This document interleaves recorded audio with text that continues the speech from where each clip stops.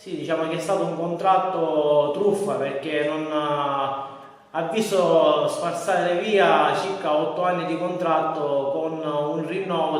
dell'ultimo triennio 2016-2018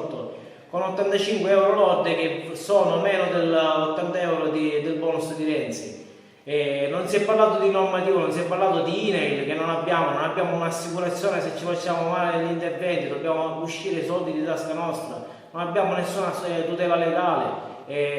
Vogliamo un vero contratto che scade nuovamente quest'anno nel 2018, dove si parli di tutta la categoria, anche dei vigili da 0 a 14 anni che sono stati esclusi dall'assegno di specificità. Cioè abbiamo dimostrato che chi è che rischia proprio di più e che è maggiormente esposto sono proprio i vigili con quell'età di servizio, perciò noi non possiamo ammettere un contratto simile e rivendicheremo. Oltre a questo, l'economia in Sicilia, che è dovuta ai vigili del fuoco che hanno prestato servizio sia al G7 sia per le varie emergenze sia anche nelle calamità, al terremoto del centro Italia, questa economia il Dipartimento ha risposto che non ha soldi, noi non lo possiamo ammettere. Altra problematica è la mensa di servizio. I buoni pasto che dovevano essere consegnati al consuntivo al massimo il mese dopo, a 5 mesi da questo